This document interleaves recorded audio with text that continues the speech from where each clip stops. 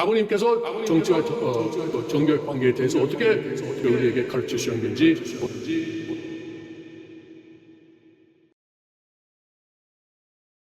자, 요새 언론에 또 통일교가 많이 나오죠. 그런데 제가 지난번에 말씀드렸듯이 그 가평에 있는 사람들은 통일교가 아닙니다. 통일교는 뭐냐면은 어떤 집단이냐면은 문선명 참 부모님을 예수님의 재림으로 믿고, 그리고 아버님의 가르침을 따르는 사람들이 통일교입니다. 이거 원래 그래요. 통일교라는 말이 어디서 나왔으니까 사실 한국 언론에서 만든 말이에요. 1955년 이대 사건 때 만든 말이잖아요. 근데 지금은 사실 언론이 잘못 쓰고 있어요. 언론이 그러니까 할 수 없죠. 원래 그런 거니까. 그렇지만 우리만이라도 그것을 알고 있으면 좋습니다. 그래서 아무튼 이 가평 사람들이 한학자가 정교 일치를 시도했다. 그래서 안 된다, 벌어져야 된다, 이렇게 해서 나오고 있는데, 사실 정치와 종교는 끊을래야 끊을 수 없는 관계입니다.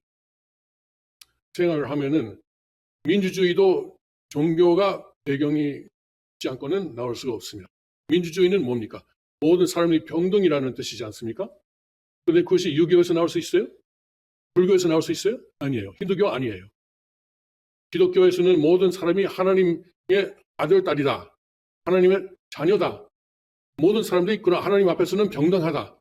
그런 사상이 있으니까 이제 민주주의가 나올 수 있는 거 아닙니까? 그리고 인권도 그렇습니다. 인권이 왜 나왔어요? 미조 시대에 인권이 있었어요? 없었어요. 적어도 오늘 우리가 생각하는 인권은 없었어요. 그런데 기독교에서는 이게 하나님의 자녀로서 가치가 있다. 그래서 그 가치를 존중해야 된다라는 그런 배경에서 인권도 나온 것입니다. 그러니까 기독교가 없으면 민주주의도 없고 인권도 없습니다. 그런데 지금 좌익 사람들은 완전히 종교를 정치와 분리시키려고 하는데, 그렇게 하면은 이제 사실 나라가 망하는 길로 갈 수밖에 없다는 것을 우리는 알고 있습니다. 그래서 아버님께서 정치와 종교의 관계에 대해서 어떻게 우리에게 가르쳐 주셨는지 오늘 조금 여러분과 함께 보겠습니다.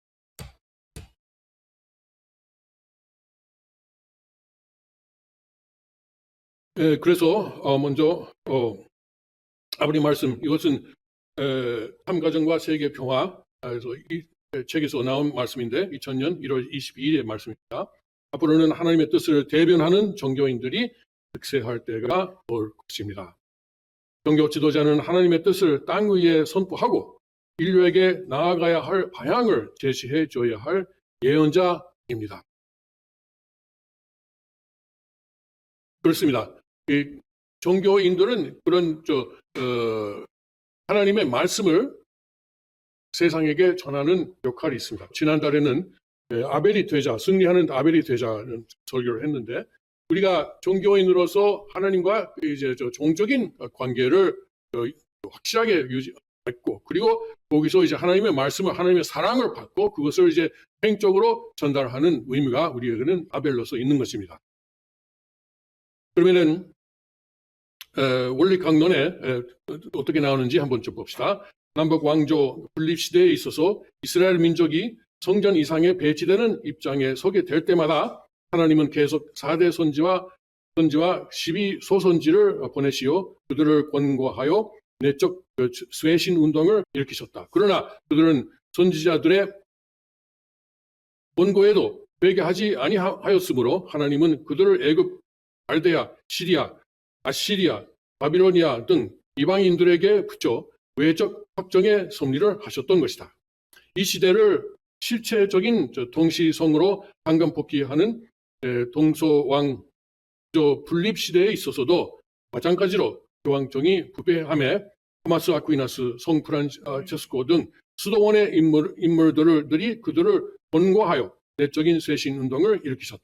그러나 그들은 회개하지 않고 더욱 타락과 부패에 흘렀으므로 하나님은 그들을 이방인들에게 붙여 외적인 확정의 섭리를 하셨던 것이니 이것이 곧 십자군 전쟁이었다. 이렇게 아버님께서는 원리 강론을 통해서 우리에게 말씀하십니다. 4대 선지란 이사야, 예레미야, 에스겔, 다니엘, 그리고 12소선지는 호세야, 요엘, 아모스, 오바댜, 요나, 미가, 나홈, 하박국, 소바냐, 학개, 스라랴, 말라기 등입니다.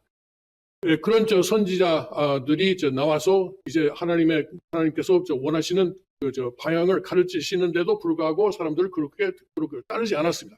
그래서 하나님은 할 수 없이 그러면은 이제 하나님을 믿지 않는 사람들, 이제 그런 구약 시대에는 애굽이라든가 갈대아라든가 시리아라든가 아시리아라든가 이 사람들은 이제 자기들 종교를 가지고 있지 원래 하나님을 알지 못하는 민족들입니다. 그러나 하나님은 그런 말하자면 사탄 편에 있는 민족을 세력을 활용해서 그리고 이스라엘 사람들을 이제 치고 이스라엘 사람들이 회개하도록 만들려고 섭리하신 것입니다.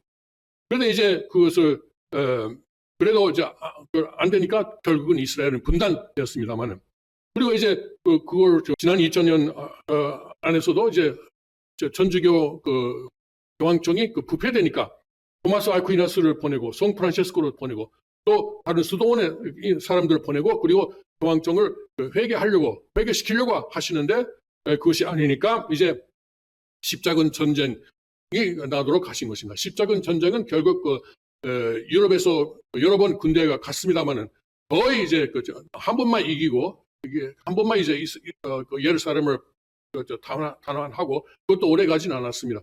그리고 나머지는 다 쳤습니다. 아주 비참한 역사였습니다. 그렇게 해서 이제 교황청이 회개하고 그리고 기독교도들이 회개하려고 하신 것입니다. 이렇게 유정욱 회장님의 본체론 강의 내용에서 이런 도표를 받았습니다만 여기 봉일 왕국이 있는데 여기서 예언자가 나오고 또 제사장이 나오고 국왕이 나오고 그런데 이제 갈라지고 남북 왕조로 갈라집니다. 그리고 포로가 되고 이제 다시 귀환하는 시기가 있고 또 이제 그것을 강간폭행하는 시대에도 천주교에서도 수도원 사람들이 나오고 교황 이것이 역시 부패되고 안 되니까 이제 분리되고 분단되고 그리고 이제 회개를 하지 않으니까 결국 포로가 되고 이렇게 되는 것입니다.